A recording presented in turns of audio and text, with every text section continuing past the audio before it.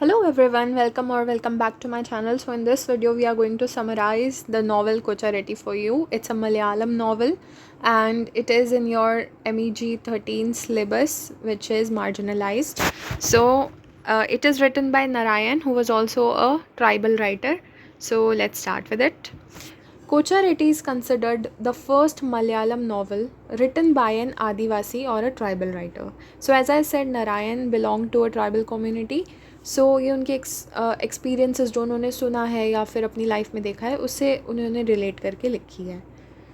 It tells the story of Malaraya, if I'm pronouncing this right. This is a tribal community of Kerala. और इस novel में हमें उनके traditions, customs, उनके struggles, right, ये सब चीज़ें हमें दिखाई गई हैं.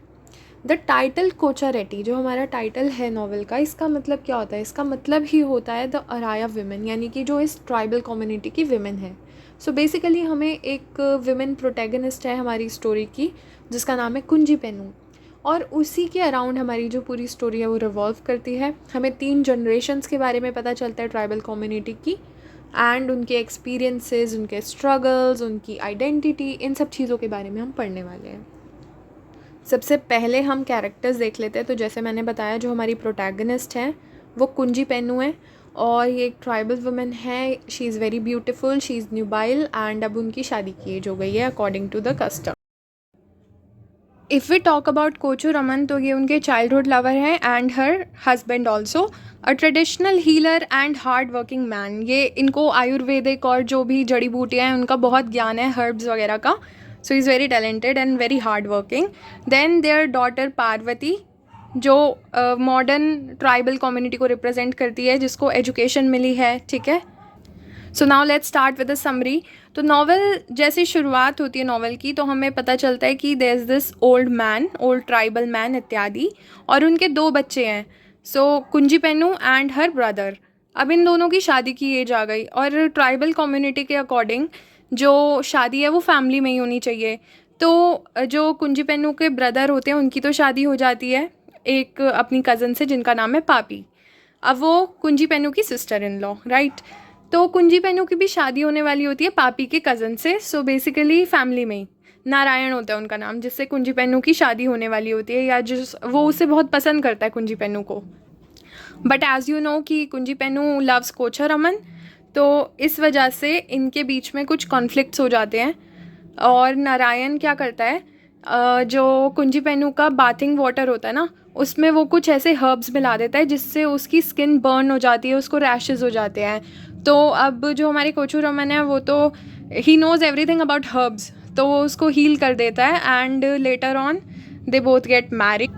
ये भी एक तरह से उन्होंने सोशल बैरियर्स को तोड़ा है, क्योंकि according to their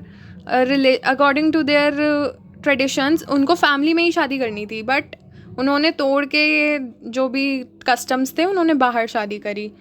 Now their marriage becomes symbolic. It shows the beginning of individual choice over rigid tradition, building a family and survival after marriage. तो अब Kunjipennu and Kochu Raman try to build a stable life. They work hard both. और कुंजी पेनू और कोचू रमन के पास तब घर नहीं होता, तो वो कुंजी पेनू के घर में ही कल्टीवेशन करता है, मतलब क्रॉप्स ग्रो करता है, उनके घर में काम करता है और पैसे कमाता है और फिर अपना एक घर बनाता है. बट एक ट्रेजेडी होती है जिससे उनके घर में बहुत सारी गर्मी होती है, बहुत ज़्यादा नेचुरल डिज़ास्टर्स, और इन सब के चलते उनके जंगल में जो वो घर बनाते हैं उसमें आग लग जाती है, एंड अनफॉर्चुनेटली उनका जो सन होता है उसकी भी डेथ हो जाती है. तो इससे बहुत ज़्यादा वो जूझ रहे होते हैं, बहुत ज़्यादा डिस्टर्ब्ड होते हैं दोनों. Exploitation of the tribal community. अब हमें इसमें ये भी दिखाया गया है, जो लैंडलॉर्ड्स होते हैं, जो मनी लेंडर्स होते हैं, और गवर्नमेंट, इनफैक्ट ये सब मिलके जो ट्राइबल पीपल होते हैं उनको कैसे एक्सप्लॉयट करते हैं. उन्हीं की जगह भी ले लेते हैं, उन्हीं से काम भी कराते हैं और उनको पैसा भी नहीं देते. The community begins losing control over land. Their agricultural products are undervalued and debts increase and outsiders benefit from tribal labour. अब कोचू रमन होता है इन सब चीज़ों से कोप नहीं कर पाता, and he falls in the trap of alcoholism. Narayan presents that this is not simply as personal weakness but as connected to larger social pressures. Later on, they give birth to a daughter named Parvati, अब education से क्या क्या changes आते हैं इनकी life में, आप ये देखिए. A major turning point comes when education enters the village. Kunji Pennu and Kochu Raman's daughter Parvati gets opportunities unavailable to earlier generations. तो आपने देखा कि बहुत पहले के टाइम पे तो उन्हें ये भी अलाउ नहीं था कि वो अपनी मर्ज़ी से शादी कर सके. बट जो सेकंड जनरेशन थी कुंजी पेन्नू, उसने ये सारे रिजिड कस्टम्स को तोड़ के अपनी मर्ज़ी से शादी करी और अब उनकी बेटी एजुकेशन की मदद से और ज़्यादा इंडिपेंडेंट बन रही है. She studies, leaves the hills, attends colleges, and eventually gets a job in the city.